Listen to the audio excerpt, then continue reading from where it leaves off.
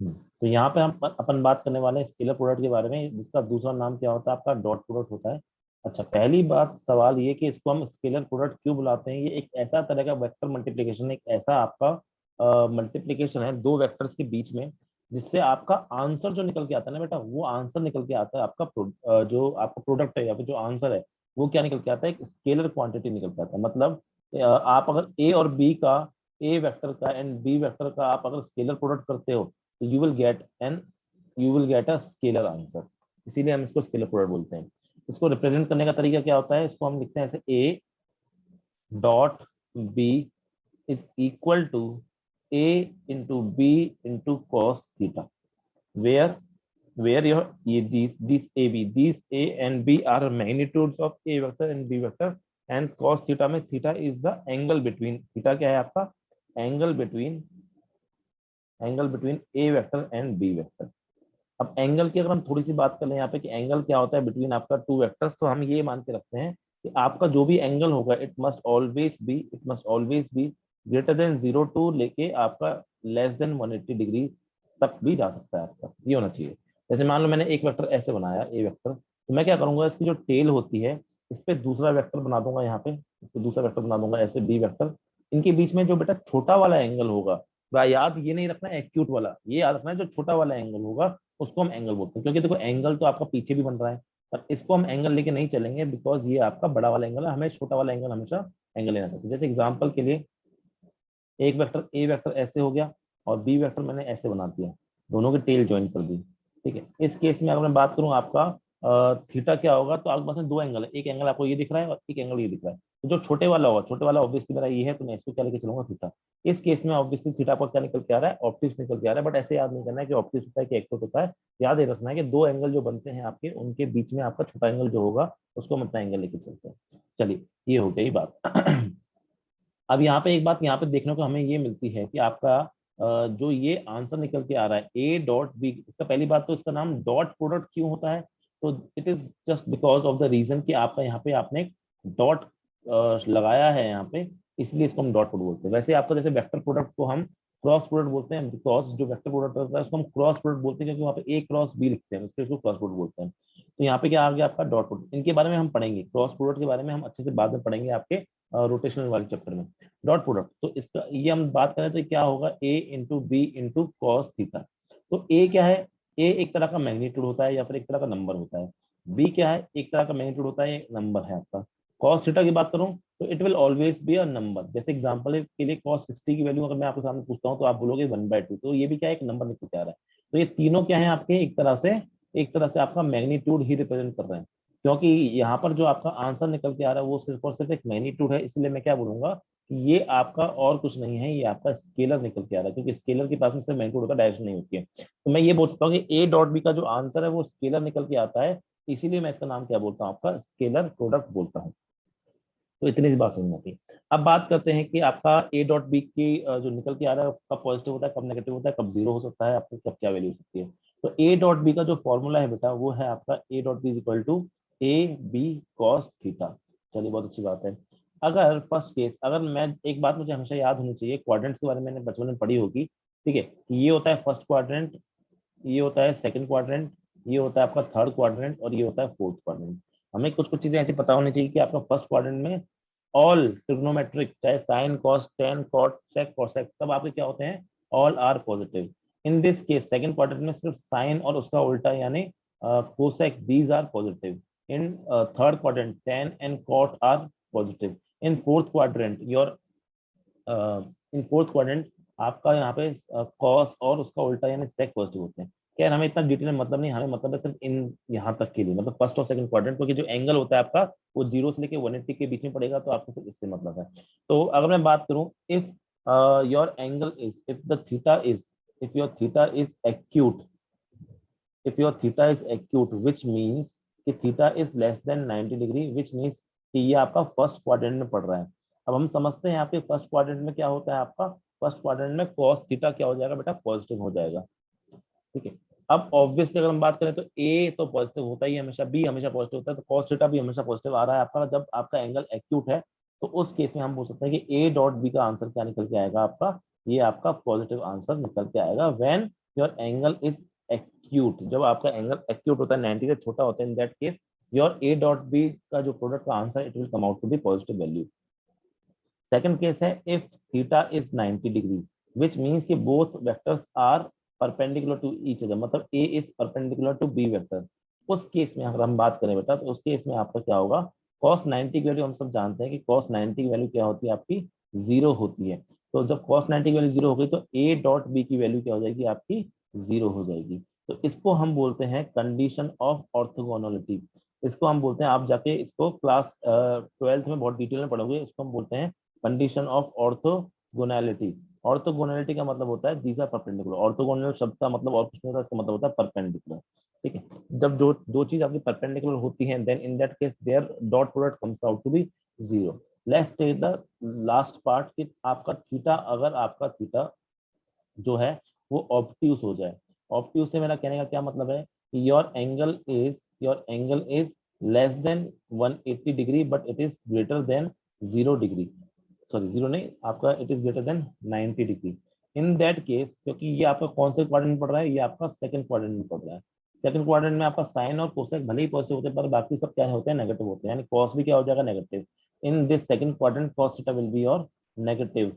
If cos theta is negative then I can say that कि a dot b भी क्या निकल के आएगा आपका, वो नेगेटिव निकल के आएगा। जल्दी से बताइए ये सारी चीज समझ में आई कि नहीं, कब पॉजिटिव होता है कब नेगेटिव होता है। हाँ सर।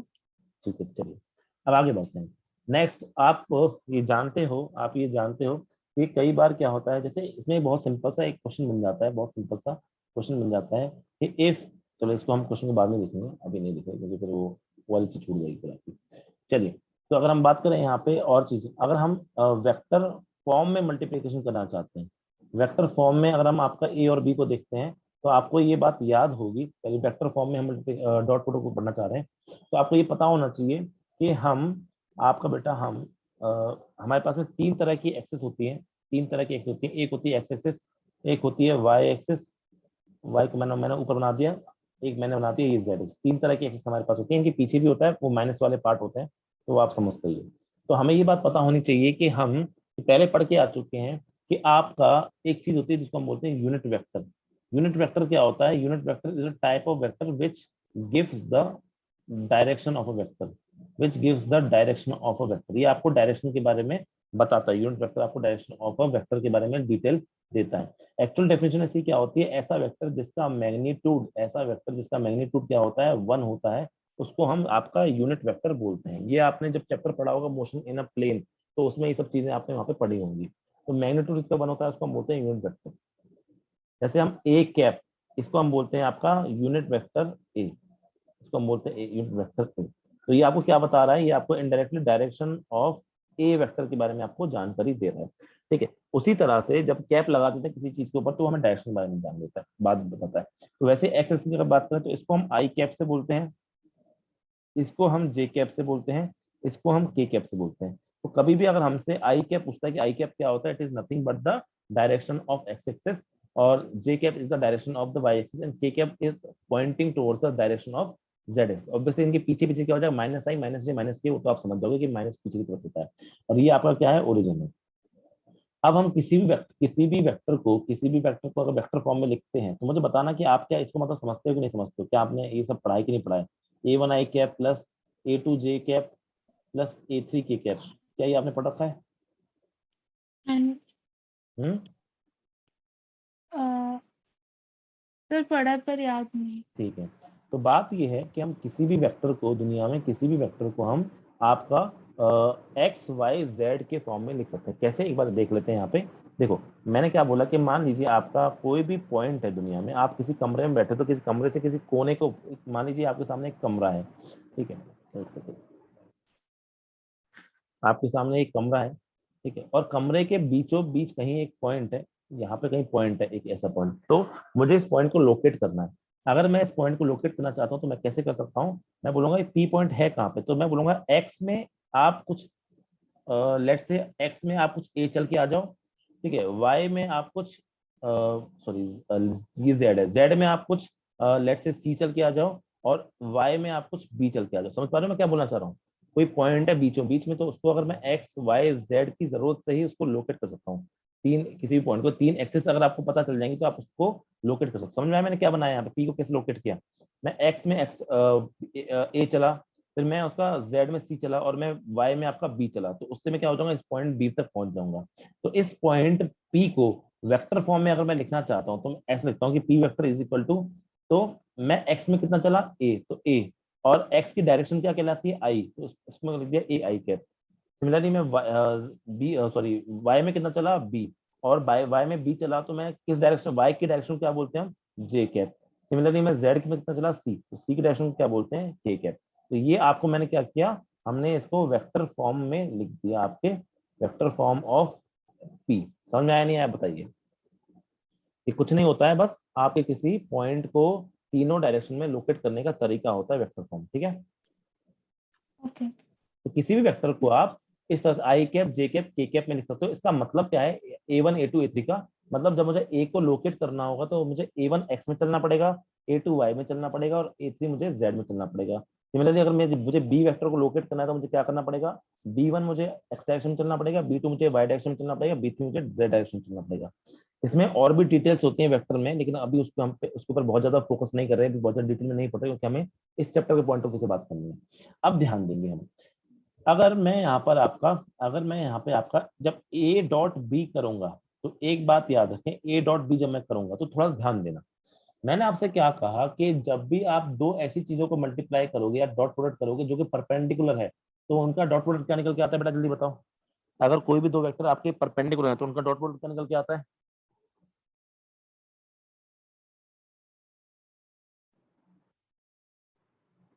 यदि कोई भी दो वेक्टर आपके परपेंडिकुलर हैं तो उनका डॉट प्रोडक्ट क्या निकल के आता है।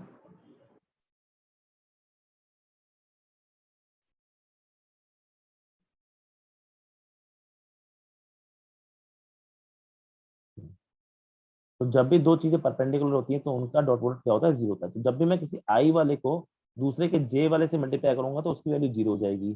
सिमिलरली आई और जेड में भी, आई और के में भी एंगल कितना होता है, 90 डिग्री। ये तीनों एक्सिस ऐसे होते हैं कि तीनों के बीच में एंगल 90 डिग्री होता है। तो जब भी मैं आई को के से मल्टीप्लाई करूंगा तो भी जीरो होगा। इसका मतलब क्या है, सिंपल सी बात, इसका मतलब ये है कि आपको सिर्फ आई वाले को आई से मल्टीप्लाई करना है, जे वाले को जे के साथ में, और के वाले को के साथ में। तो जब हम इसका लिखते हैं तो आई वाले को जब ए के साथ, आई वाले को जब आई के साथ मल्टीप्लाई करते हैं तो ये आता है A1 इंटू B1। क्योंकि मैं जानता हूं इसका आंसर जो है वो आपका निकल के आने वाला है, आपका स्केलर निकल के आने वाला, तो मुझे आई कैप जे कैप के कैप लगाने की जरूरत नहीं है। सिमिलरली मैं जब जे वाले को जे के साथ मल्टीप्लाई करूंगा तो ये निकल के आएगा A2 B2। सिमिलरली जब मैं A3 को B3 से मल्टीप्लाई करूंगा तो ये निकल के आएगा आपका A3 B3। और क्योंकि स्केलर होता है तो मुझे कोई आई जे के लगाने की जरूरत नहीं है। जब मैं किसी भी चीज में आई जे के लगाता हूं तो उसको मैं क्या बोलता हूँ, जैसे ये क्या है दोनों, उन दोनों को मैं बोलता हूँ वेक्टर फॉर्म। ये दोनों वेक्टर फॉर्म में लिखे हैं आपके, आई जे और के डायरेक्शन है, और A1 A2 A3 आपके मैग्नीट्यूड्स हैं। तो किसी भी वेक्टर, कभी भी कोई वेक्टर आपको जब इस तरह से दे दिए जाए, तब जब उनको आप मल्टीप्लाई करोगे तो कुछ मत सोचना, एक्स वाले को यानी आई वाले को आई के साथ में, जे वाले को जे के साथ में, और के वाले को के साथ मल्टीप्लाई करके जोड़ देना। एग्जाम्पल के लिए बात करें हम, तो लेट्स से कि आपको सी वेक्टर दे रखा है 5 i cap minus 2 j cap, और आपको डी वेक्टर दे रखा है, लेट्स से आपको दे रखा है कुछ -1 i cap plus 5 k cap plus 5 j cap plus 2 k cap, ये मान लीजिए रखा है। आपको बोलता है मुझे सी डॉट डी निकाल के बताइए। जब आप सी डॉट डी निकाल के यहाँ देखते हैं तो आप क्या पाओगे कि आपका आई वाले को आई के साथ में यानी 5 × -1, जे वाले को जे के साथ में यानी -2 × 5, और के वाले को के साथ में, मतलब यहाँ पे के है ही नहीं तो हम जीरो मान लेते हैं कि जीरो के होगा, कुछ जब कुछ है ही नहीं तो यहाँ पे हम लिखेंगे 0 × 2। तो आपका आंसर क्या निकल के आ जाएगा यहाँ से, -5 -10, तो आपका निकल के आ जाएगा फाइनली आंसर -15। जल्दी बताइए समझ में आया नहीं आया, कैसे कर दिया मैंने। जी सर। ठीक है, चलिए आगे अगर हम बात करते हैं यहाँ पे डॉट प्रोडक्ट के बारे में कुछ कुछ और, तो हाँ, अगर दो वेक्टर के बीच में आपका जो थीटा है, इफ, अगर हम नोट पॉइंट करें, if theta is 0 degree, in that case हम जानते हैं cos 0 की वैल्यू क्या होती है बेटा, 1 होती है। इन दैट केस आपका जो a डॉट बी है वो क्या निकल के आएगा, सिंपल a इंटू बी ही निकल के आ जाएगा। cos थीटा की वैल्यू तो क्या हो गई है, 1 हो गई। अगर आपका थीटा की वैल्यू क्या होती है 90 होती है, तो याद रखें जब भी आपके दो वेक्टर परपेंडिकुलर होते हैं उनके बीच का 90 डिग्री एंगल होता है, तो कॉस थीटा की वैल्यू क्या हो जाएगी, कॉस 90 की वैल्यू क्या होती है 0। उस केस में आपका ए डॉट बी क्या निकल के आएगा, आपका 0 निकल के आएगा। इन द लास्ट केस अगर हम कहें कि if theta is equal to 180 degree है, अगर थीटा आपका 180 डिग्री के बराबर है, तो उस टाइम पे कॉस ऑफ 180 की वैल्यू आपको अगर नहीं पता हो तो आपको होती है -1। In that case A dot B क्या हो जाएगा, आपका -1। तो आपका डिपेंडिंग ऑन द थीटा आपका ए डॉट बी पॉजिटिव भी आ सकता है, नेगेटिव भी आ सकता है और 0 भी आ सकता है। वो मैंने आपको यहाँ सॉरी -1 नहीं, -a/b निकल -a/b निकल के आ जाएगा आपका आंसर, क्योंकि कॉस की वैल्यू -1 होती है यहाँ पे। तो ये चीज होती है यहाँ पे। चलिए, दूसरा है कभी कभी क्या करता है आपको, कभी कभी बोलता है कि if A vector and B vector are given, if A vector and B vector are given to you, then पूछता है find the angle between find the angle between A vector and B vector, find the angle between A vector and B vector. तो देखिए इस case में हम क्या करेंगे, आपका हम बोल रहे हैं कि क्या क्या सर, देखिए ए डॉट बी का फॉर्मूला क्या होता है आपका, वो होता है आपका A B cos theta, A B cos theta. यहाँ से हम थीटा निकाल सकते हैं, आपका theta will come out to be, cos theta will come out to be A dot B upon A B. ये आपका फॉर्मूला निकलता जाएगा to find out the angle between, आपको cos थीटा इनवर्स लेना है यहाँ से, तो टू फाइंड आउट थीटा। यहाँ से आप क्या कर सकते हो, अपना थीटा पता कर सकते हो। जैसे कि अगर एक एग्जांपल देख लें यहाँ पे अपन, तो यहाँ पे मैंने मान लिया कि ए वेक्टर मैंने आपसे बोल दिया कि इट इज, ए वेक्टर मैंने बेटा आपसे बोल दिया कि it is let's say 3i cap plus 2j cap, और बी वेक्टर मैंने आपसे बोल दिया 1i cap minus 3j cap, ये बोल दिया। और मैं आपसे पूछ रहा हूँ कि मुझे बताइए कि इनके बीच में एंगल कितना होगा, angle between A and B vector. तो उसके लिए हम सीधा फॉर्मूला यूज कर सकते हैं, अगर cos theta is equal to A dot B upon A B. अब यहाँ पे जो ए और बी है, नीचे वाले जो ए और बी है, ये मैग्नीट्यूड होते हैं। तो ए जब निकालूंगा तो मैग्नीट्यूड निकालने का क्या तरीका होता है, 3² प्लस 2²। किसी भी वेक्टर का जब मैग्नीट्यूड निकालते हैं, तो जैसे ए वेक्टर है आपका, इसको मैंने लिखा A1i cap plus A2j cap plus A3k cap. तो अगर बेटा मुझे इसका मैग्नीट्यूड निकालना होता है, तो मैं मॉड ए का इस्तेमाल करता हूँ या सिंपली ए लिख सकता हूँ। उस केस में मैं तीनों का स्क्वायर करके जोड़ देता हूँ। इस तरह से मैं किसी भी वेक्टर का क्या है, मैग्नीट्यूड निकाल सकता हूँ। तो ये हो गया। उसी तरह से जब मैंने यहाँ पे लिखा तो 9 और 4 आपका 13 हो गया। आप जब बी निकालोगे तो आपका हो जाएगा 1² माइनस 3 का स्क्वायर, जब इसको सॉल्व करोगे तो 1 का स्क्वायर प्लस 9, यानी ये हो जाएगा आपका 10, √10 हो जाएगा। तो जब मैं यहाँ पे अब फिर मैं ए डॉट बी निकालूंगा, ए डॉट बी निकालते टाइम में मैंने क्या बताया था आपको, सिर्फ आई वाले को आई के साथ मल्टीप्लाई करना है, जे वाले को जे के साथ में, यानी क्या जाएगा 3 × 1 प्लस 2 × -3। तब यहाँ से मैं आंसर निकालूंगा 3 माइनस 6, तो आपका आंसर आएगा -3 निकल के। ठीक है, बस अब मैं ये वैल्यूज पुट कर दूंगा यहाँ पे। जब ये वैल्यूज मैं यहाँ पे पुट करता हूँ तो आपका ए डॉट बी है -3 डिवाइडेड बाय आपका √13 इंटू √10, तो ये आपका -3। खैर इससे आपको बहुत अच्छी वैल्यू नहीं बता पा रहे हो, पर आप यहाँ से थीटा बोल सकते हो, theta will B cos inverse -3 upon √130। This will be your answer of theta. ये वैल्यू आप नहीं निकाल सकते, पर इतना तो छोड़ के आ सकते हो कि आपकी वैल्यू ऑफ थीटा इस तरह से आप निकाल सकते हो। कल को कोई अच्छी वैल्यू मिल गई तो आप अच्छा सा आंसर भी निकाल सकते हो, उसमें कोई चिंता करने वाली बात नहीं है। तो ये आपका हो गया थीटा निकालने का तरीका किसी भी दो वेक्टर के बीच में। जल्दी से बताइए क्या इतना वेक्टर आपको समझ में आया कि नहीं आया। हाँ जी। ठीक है, आपके सिलेबस में जो डॉट प्रोडक्ट की जरूरत है मुझे वो इतनी ही, इससे ज्यादा जरूरत तो आप, तो जरूरत तो मैं और भी इसमें लगा सकता हूँ, पर मुझे उतने उसकी जरूरत है नहीं इस चैप्टर के हिसाब से। और इसलिए हम इसको हमने सिर्फ फिजिक्स पॉइंट ऑफ व्यू से पढ़ा है।